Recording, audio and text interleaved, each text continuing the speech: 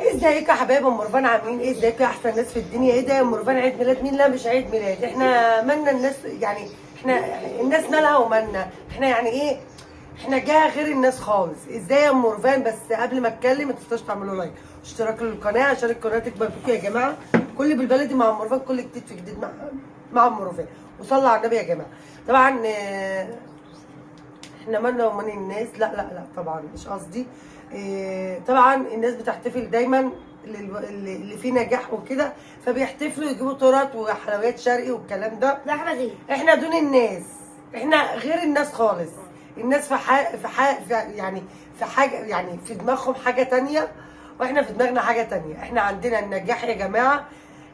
بنحتفل بعد الامتحانات، وبنحتفل ايه؟ قبل الامتحانات. لا يا هبله، بنحتفل لما بنسقط، ومش بنحتفل لما بنسقط. بنحتفل بعد الامتحانات اللي احنا خلاص خلصنا امتحانات، وبنحتفل بعد النجاح كمان. ايه؟ لا اسكتي، نعمل الفيديو الاول. وقبل ما اقول لكم يا جماعه، المفروض التورتايه الجميله المحندقه دي المفروض احنا جايبينها وحاطينها في الثلاجه، وحطيناها في الثلاجه ماشي. مع جايبين نص شاري كده يا دوبك على قدنا، يعني هكون ابني كمان في الجامعه، ففي المدينه الجامعيه، فمش قاعد، فيا دوبك احنا الثلاثه كده، انا ورفان وابو محمد ويوسف في الدروس.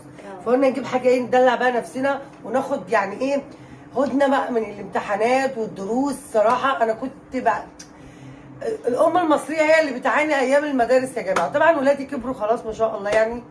فرفان الصغيره ده اخر العنقود، هي اللي كانت عارفه، انا اللي كنت بروح وباجي معاها، فانا مش هي اللي خلصت امتحانات، ده انا اللي خلصت امتحانات.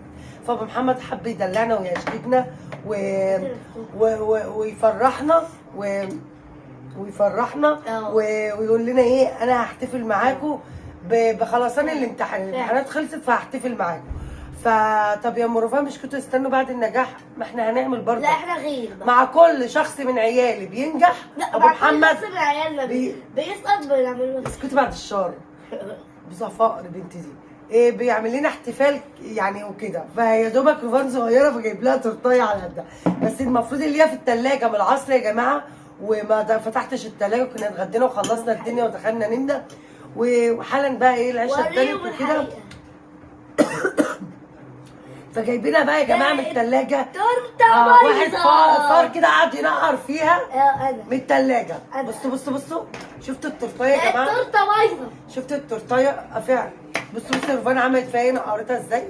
بصوا طول ما هي فاتحه الثلاجه واحنا نايمين. استني بس يا رفان، اخد شوكيه لا اوريهم بس. طول ما احنا لا عماله تاكل اهو. طول ما احنا نايمين تفتح الثلاجه وتقول عاوز اشرب، اعترف بتنقر في البتاع. كان في بسكوتات كتير وفاكهه كتير. بصوا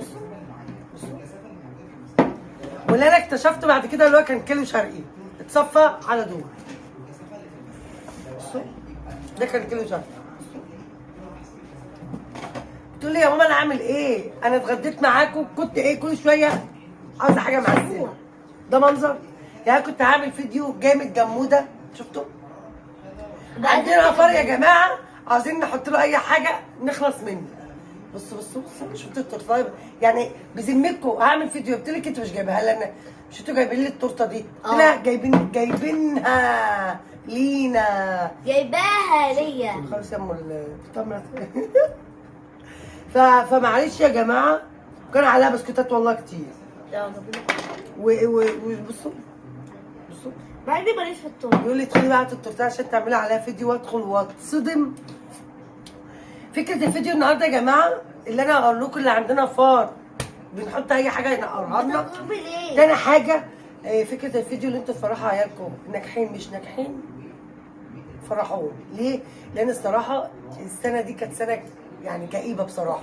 يعني الحمد لله تخرج من كل حاجه، من غلو الحاجه. طبعا بنتي في سنه رابعه، وانتوا عارفين الرابعه دي عامله زي الثانويه العامه، سنه جديده عليها بعد اولى وثانيه وثالثه، وهي ما كانتش بتمتحن. طبعا كانت كنت قاعده لها والله كاني قاعده لوحدها في ثانويه عامه. فالحمد لله على كل شيء. فحبينا ناخد هدنه بقى ونحتفل ونعمل ايه جو من النعنشه والهشتكه. بايظه، ما انت اللي بوظتها. شفتوا فرن منقرها.